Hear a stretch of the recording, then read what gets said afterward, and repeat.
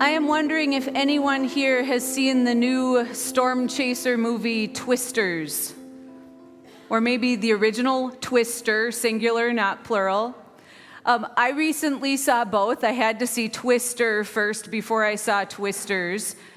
Turns out they're both about storm chasing. But in this movie, I don't think it's going to win any Oscars, but there were a lot of tense moments, there were a lot of cool gadgets, and there was lots of good-looking people running in every scene. So the main characters in this movie have plot armor because they go towards every tornado and they never get sucked up. And yet they're always telling everyone else to go to safety, to get into a basement, to get as low as possible, to hold on to a deeply anchored structure. They're trying to save other people, and then they head right out in their fancy pickup truck that has some really cool gadgets that keep them from getting sucked up into the tornado. And the movie and in real life, whenever there are tornadoes, there's damage, there's destruction. The aftermath is always pretty horrible. And so you know how important a good foundation is, especially in a tornado.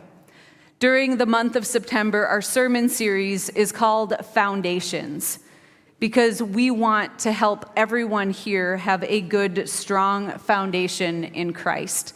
And in this series, we're sharing some foundational Bible stories from Scripture that help us to cling on to Jesus through any storm of life. And so today I shared with you the story of Jesus' death on the cross. And this is normally a story we don't visit together as a church until Holy Week, the days leading up to Easter. We read this account on Good Friday and hear about Jesus' death so that we can hear about his resurrection on Easter morning. But I wonder how we hear it today at a different time of the year, where we're just focusing on what happens in that day of Jesus' life. There's many ways that we can understand Jesus' death on the cross, and one of the ways is this. On the cross, Jesus put to death the power of sin and evil so that we can receive the forgiveness of God. During these last moments of Jesus' life, we hear him speaking from the cross 3 different times. And we also hear the voices of different people who keep on mocking him or deriding him or scoffing at him. And yet each time Jesus speaks, he doesn't say anything in anger or retribution. From the cross, Jesus says, "Father, forgive them, for they do not know what they are doing." And when he says them, we don't know if Jesus is just referring to the people who were responsible for putting him up on the cross. We don't know if he's referring to the 2 criminals that he's being crucified next to. We don't know if it's Judas and other people who betrayed him. We don't know if it's the disciples that he's asking to forgive, those people who were the closest to him, who abandoned him as soon as he was up on the cross. But even in his last moments, he's saying, "Father, forgive them."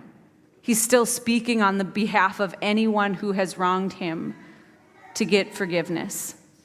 Then he also says from the cross, "Truly I tell you, today you will be with me in paradise." And he says this to a criminal who realizes that he messed up and this is the end of the line for him, and he would have no hope. And yet Jesus assures him that God hasn't given up on him in that moment. And from the cross, then we also hear Jesus say, "Father, into your hands I commend my spirit." So as Jesus is taking on all the hatred and sin and evil of the world, he's commending himself to God rather than lashing out in anger. Right up to his death, Jesus is praying to God on behalf of us.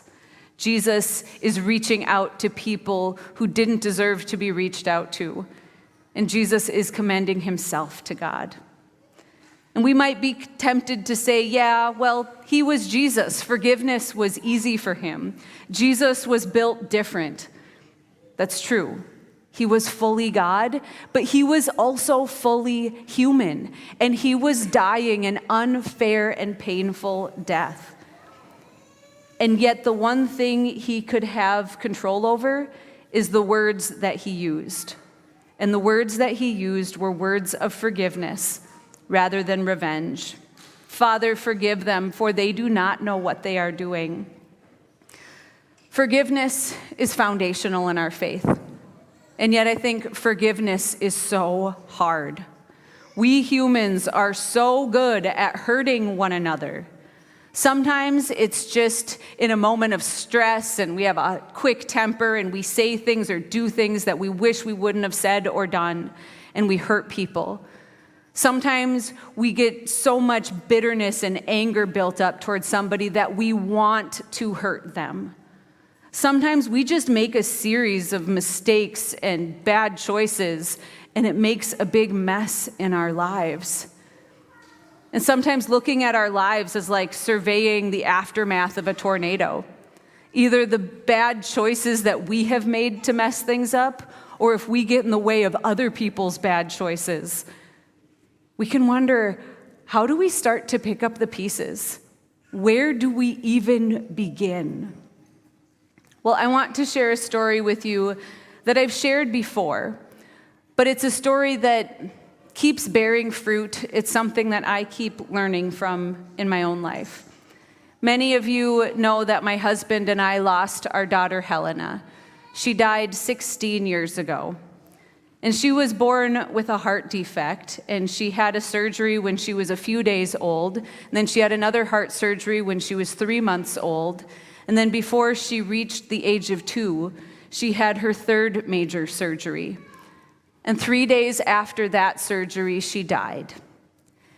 And 6 weeks after she died, we met with her cardiologist to go over the autopsy report. And we learned that she died because of the mistakes that doctors made in her aftercare after her surgery. The doctors didn't listen to the concerns of nurses until it was too late. We learned in that meeting that not only should our daughter have not died, she should have and still could have been alive, except for those mistakes. When that dawned on us, we just welled up with anger. The anger just bubbled up. We were so beside ourselves. We already were carrying the heavy grief of her death, but then now there was someone to blame, and we were angry, and we fixated on that anger for a long time. We consulted a lawyer, and we went back and forth trying to decide if we should pursue legal action against the hospital and the doctors. And ultimately, we didn't pursue legal action because litigation is a long process, and we didn't know if we had energy for that. And money would not have brought our daughter back. And so instead, we met with the hospital, and we wanted to help them improve their systems of communication so that they could prevent some of these mistakes from happening again. The hospital ended up making a video where we shared our story of what happened, and they used that video in some of their internal training for nurses and doctors. The hospital also created a new position of a doctor who would be that liaison between other doctors and nurses and families so that families could be cared for better. And the doctor that was hired for that position, who's still in that position, happened to be a friend of mine who was my roommate after college for a short time. And it was such a beautiful thing to have her be in that role. But for us to work with the hospital, we had to work towards forgiving the doctors. And that was hard and heavy. And my husband and I came to forgiveness at different times and in different ways. But for me, I just got so tired of being so angry. Grieving already takes so much energy. And I just didn't have it in me to keep being angry as well. And we sat with the doctors on a few occasions, and we came to see them as real people. They don't want to make mistakes. They don't want to ever lose a patient. They felt the pain of our loss, not like we did, but they felt it. And looking back, I wonder how hard it must have been for them to sit across from us, knowing that mistakes they made altered the course of our lives forever. The way I have come to envision forgiveness is that it is laying down my anger at Jesus' feet, and I ask Jesus to take it from me and to help me forgive. Sometimes it's too hard, and I can't do it by myself, so I have to lay it at Jesus' feet and say, Jesus, you've got to help me lay down this load. It's too much. And sometimes bitterness comes back and anger comes back, and it feels so familiar and it fits so well. But then I realize it's eating away at me, and I have to lay that anger at Jesus' feet again. The process of forgiveness isn't magic. It doesn't happen overnight. Sometimes it's a process that takes months or years. It takes a long time. But it's been enough years, and I've laid it down at Jesus' feet enough times that it doesn't boil up anymore. It hits different now. I know that it is different because I don't feel that bitterness towards the Children's Hospital in Minneapolis. They have a beautiful mission to save and work with kids who are very sick. I pray for the people, all of the folks who work down there. I recommend this hospital to families who need to go there with their children. That is how I know that it is no longer eating away at me, that there has been real forgiveness. And whenever I struggle with forgiving other people in other situations in my life, I sometimes think of this path that my husband and I have traveled after losing our daughter. And it reminds me that forgiveness is possible. And then I look to Jesus' relentless forgiveness that he kept offering from the cross. And it gives me the strength to realize I have been forgiven so many times, and I could give that gift of forgiving as well. Forgiveness is hard, but it is possible. And that's good news, because you know what? I still come into contact with humans every day, and sometimes they hurt me, and sometimes I hurt them. And I keep seeing the need for forgiveness over and over again. And that's just going to be a reality for anyone who has to share life with any other humans. There will be hurts. There will be things that need to be forgiven. At new member classes, I always tell people, our church is made up of humans, which means we're not perfect. So we're going to have times where we don't see eye to eye, where forgiveness may need to be given or received. I give examples and I say, what if you sign up to volunteer for something and another member tells you you're doing your job wrong? And you think, well, I don't have to be here anyway. I'm not getting paid. Or what if somebody makes a judgment about you or your family and you find it hurtful? Or what if one of us as pastors or staff members says something hurtful or insensitive? It could happen. And as followers of Jesus, what if we tried this?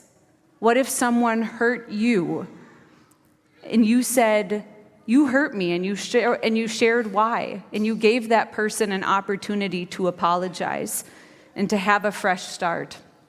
Or what if you hurt someone? Instead of running away and just saying, I'm never going to go back to that church again, what if you come back and say, I'm sorry, will you forgive me? Anytime we have the opportunity to give or receive forgiveness, we're able to see the power of Jesus. We're able to see what can happen after something is broken, to see the mending that Jesus can do. Forgiveness is one of the foundations of our faith, and church should be the place where we can practice giving and receiving forgiveness. And it should spill out beyond church too, because everywhere in culture, we're encouraged to cancel people, to cut them off if we disagree with them, if we don't like them, if they've offended us, if they've ever hurt us in any way. But if we all cut each other off, if we all cancel each other, what's the road back? How do we come back to one another? Where is the beauty of reconciliation? Where can we see the power of Jesus? Now, I want to make some things very clear. Forgiveness does not mean excusing bad behavior. Forgiveness does not mean that people aren't held accountable for their actions. And sometimes legal action is required to hold people accountable. And forgiveness does not always lead to reconciliation. Forgiveness does not always mean that relationships look the same way. Sometimes the person who hurt you is not sorry that they hurt you. Sometimes the thing that has been taken can't be replaced. Sometimes relationship isn't possible. And yet forgiveness is. Forgiveness is possible. Also, forgiveness isn't for other people. It's for you. It frees you to give up the hope of a better yesterday. After the 8:30 service, somebody said, "Don't you mean the hope of a better tomorrow?" And I said, "No, forgiveness is all about giving up the hope of a better yesterday." Because you can't change the past, and being angry doesn't help the past change either. But if you give up the hope of a better yesterday, you can receive the gifts that God is giving you today. Look at what Jesus did from the cross. People plotted against him, betrayed him, mocked him, ridiculed him, and yet, and even his disciples abandoned him. All the things that happened in that whole week leading up to his death were enough to make him justified in being angry or bitter or wanting to get even or revenge or wanting to just cut off all of humanity. But he didn't do that. He had a bigger mission. He wasn't just going up against the people who were against him in that moment. He was going up against all the forces of sin and evil in the world. And he chose to put the sins of the world to death with him on the cross so that he could show that God's forgiveness is more powerful than evil and darkness. Every time we share in Holy Communion as a church, we hear these words, "in the night in which he was betrayed." Every time we share communion, we are reminded Jesus was actively being betrayed when he chose to give his body and blood to forgive not only his friends, but the whole world. And every time we receive his body and blood, every time we taste the bread and drink the wine, we get a taste of that forgiveness that can empower us, that can fill us, that can help us put down our anger at the foot of the cross. We do a good job of making messes of our lives. We do a good job of hurting others and being hurt. And looking out at our lives, sometimes it looks like the aftermath after a tornado. And yet the tool that Jesus gives us is that tool of forgiveness that can start to mend the things that are broken, start to heal the things that are wounded, so that we can not only be reconciled to one another, but so we can be reconciled to God. And that is a gift.